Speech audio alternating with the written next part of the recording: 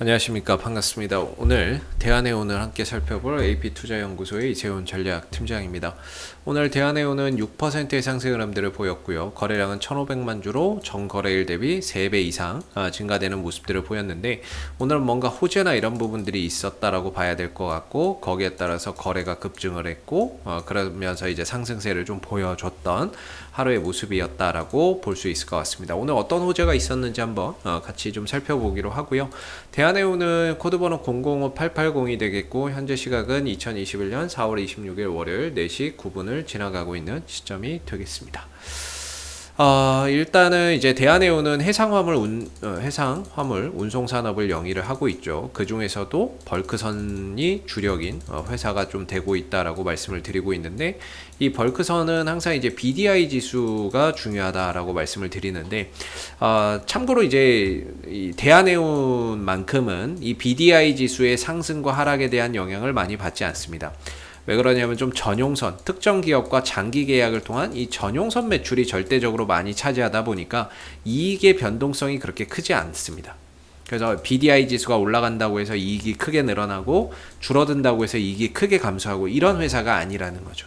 그래서 BDI 지수는 BDI 지수대로 올라가고 떨어지고 하겠지만, 그거하고 상관없이 이익이나 이런 부분들이 꾸준하게 안정적으로 나오는 기업 중에 하나가 대한해운이라고 보시면 되겠습니다. 그래서 최근에 이제 운임 지수가 계속해서 너무 좋죠. 운임 지수나 이런 것들이 계속해서 좀 상승을 하고 있고, 그리고 오늘 같은 경우에도 이런 이제 뉴스가 계속해서 쏟아져 나오고 있어요. 건화물선 운임 지수, 11년 만에 최고치, 해운주들 동반 상승세, 이런 부분들. 그러니까 건화물선이 이제 벌크선이라고 보시면 되거든요. 벌크선이라고 보시면 되겠고, 이런 뉴스 기사들이 하루에도 여러 개가 쏟아져 나오고 있는 상황입니다. 이런 것도 보시면 해운 운임 상승에 운송펀드 호호, HMM 페노션 급등. 근데 맨날 대한해운은 어떻게 이렇게 해운주들 급등한다 그러면 대한해운은 꼭 여기에 타이틀에 이름을 못 껴요.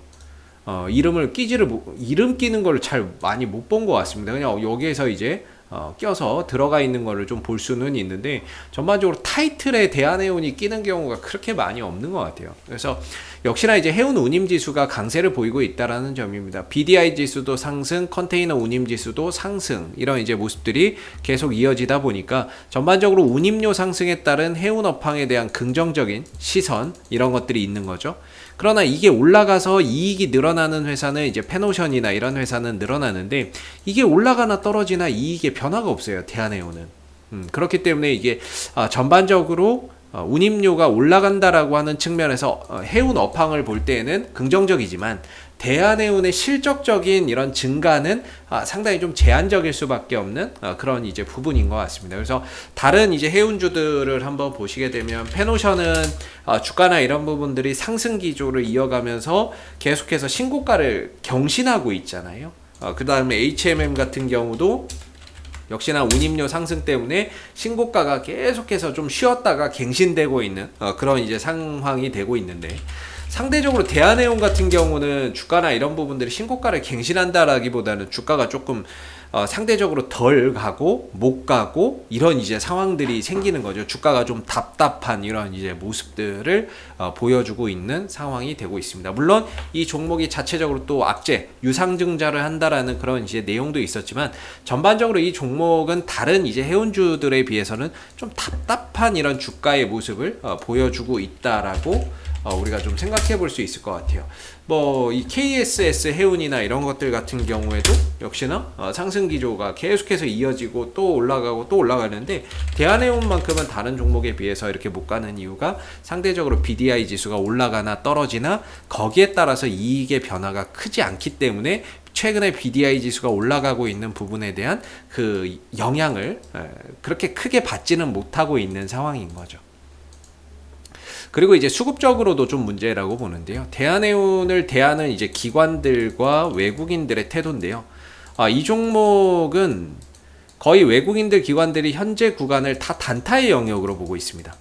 HMM이나 페노션 같은 경우에는 뭔가 외국인들 기관들이 이전부터 모아서 꾸준히 잡아가는 그런 형태라고 한다면, 대한해운만큼은 거의 외국인들 기관들이 단타 관점 그 이상으로는 보고 있지 않고 있다라는 게 좀 또 차이점이라고 볼 수 있어요. 그래서 대한해운은 최근에 이제 한 달 기준으로 보면 외국인들 기관들은 오히려 이제 많이 팔았고요.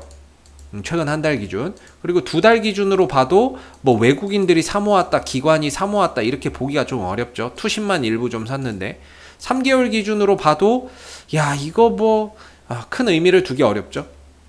그리고 6개월 기준으로 보면 더 답이 없는 거고.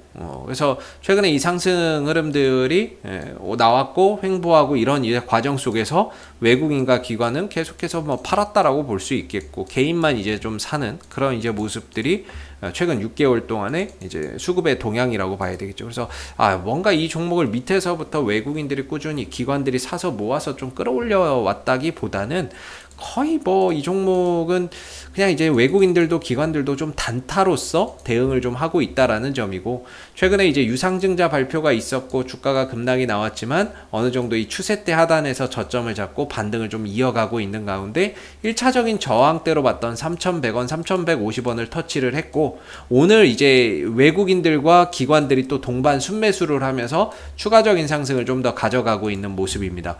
물론 이 상승에 또는 외국인들 기관들의 이 매수에 큰 의미를 부여할 건 없을 겁니다. 어차피 얘네들 또 올라가면 또 팔고 나가는 단타일 거기 때문이죠. 우리가 그동안에 하도 많이 당해왔기 때문에 외국인들이 샀다, 기관들이 샀다라고 해서 내일도 또 사주겠지, 이런 것들은 조금 이제 희망사항일 뿐이고, 얘네들은 오히려 또 차익 실현, 또 조금 올라가면 곧바로 또 차익 실현하고 도망갈 수 있는 그런 이제 단타의 수급이다라고 보시면 되겠습니다. 그래서 이 상승 흐름들이 1차적으로 3,100원에서 3,150원까지 한번 터치를 해줬고, 그리고 나서 이제 추가적인 상승을 좀 보여주고 있는 가운데 3,400원 정도까지는 봐도 되지 않을까라고 봅니다. 이 3,400원이 하락갭이 발생했던 자리거든요. 하락갭이 발생했던 자리이기 때문에 저는 개인적으로 항상 말씀드리지만 궁극적으로는 갭은 메워진다라고 보고 있습니다. 문제는 종목마다 처해져 있는 상황과 재료가 다르기 때문에 갭을 메우는 데까지 걸리는 시간과 과정이 좀 다를 뿐 궁극적으로는 갭은 메워진다라고 보고 있거든요. 이번 주 30일 날 권리락이죠.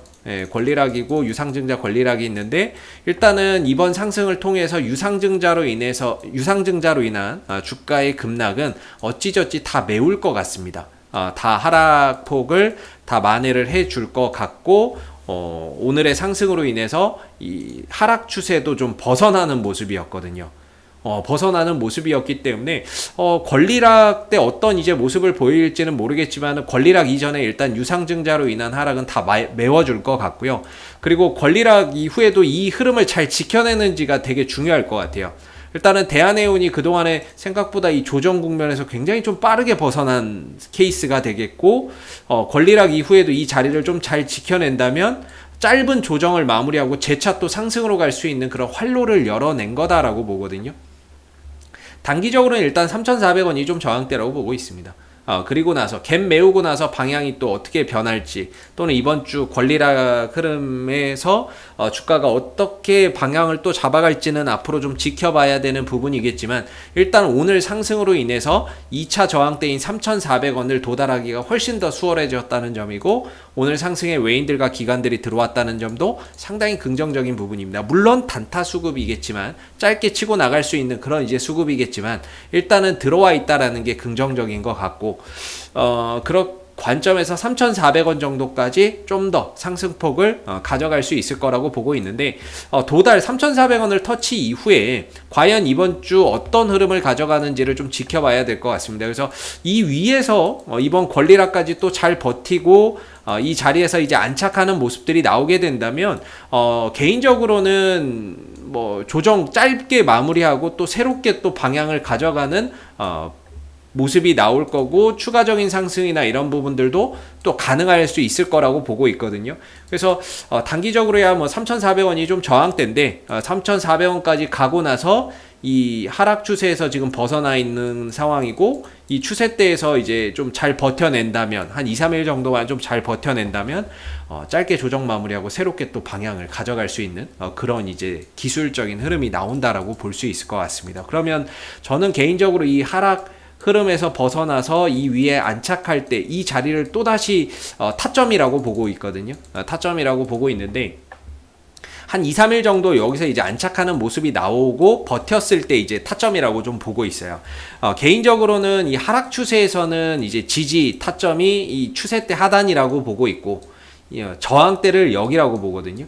여기라고 보는데 이걸 넘어서게 되면 이전에 저항이었던 자리가 지지 라인으로 변하면서 주가가 한 단계 더 발돋움하는데 이제 지지 역할로 변하는 상황들이 오는 거죠. 그래서 이번에 오늘의 상승이 상당히 의미가 있는 거고 2차 저항대를 도달하기가 훨씬 더 수월해진 것 같고 이번 주에 권리락이나 이런 부분들을 통해서 주가나 이런 부분들이 어떻게 또 흐름을 만들어가는지가 앞으로 더 갈 수 있느냐 아니면 또다시 조정의 시작이냐 이 부분에 이제 하나의 관림길이라고 볼 수 있을 것 같습니다. 그래서 오늘의 상승은 상당히 의미가 있고요. 이번 주 흐름이 이 위에서 잘 마무리가 되는지 이렇게 좀 본다면 주가나 이런 부분들이 추가적으로 또 상승할 수 있는 그런 이제 하나의 기술적인 흐름을 만들어 간다라고 볼 수 있을 것 같아요. 앞으로도 이제 대한해운은 이슈가 생길 때마다 계속해서 리뷰 영상 남겨드리고 있으니까요. 구독과 좋아요 한번 눌러주시고 오늘 영상은 여기서 마무리하도록 하겠습니다. 감사합니다. 그리고 무료 추천 종목을 매일매일 드리고 있습니다. 네이버에서 AP투자연구소를 검색하시게 되면 웹사이트 상단에 AP투자연구소 홈페이지 링크가 나옵니다.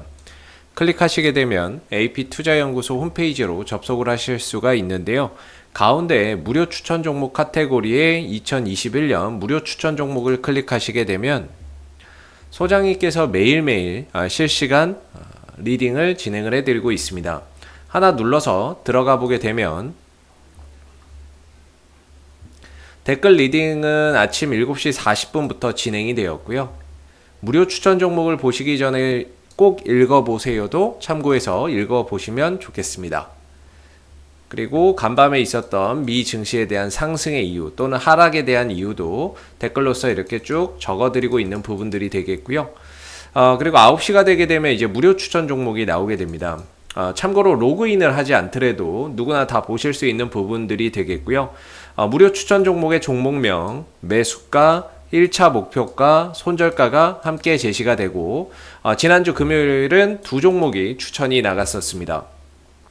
추천이 나갔고 주가가 상승하게 되면 그 상승한 부분에 대해서 장중에 댓글 리딩을 계속해서 이어드리고 있고요. 반대로 또 하락하게 되면 그 하락한 부분에 대해서도 장중에 리딩을 해드리고 있기 때문에 무료 추천 종목이 필요하신 분들은 홈페이지에 오셔서 많은 도움 받아가시면 좋겠습니다. 감사합니다.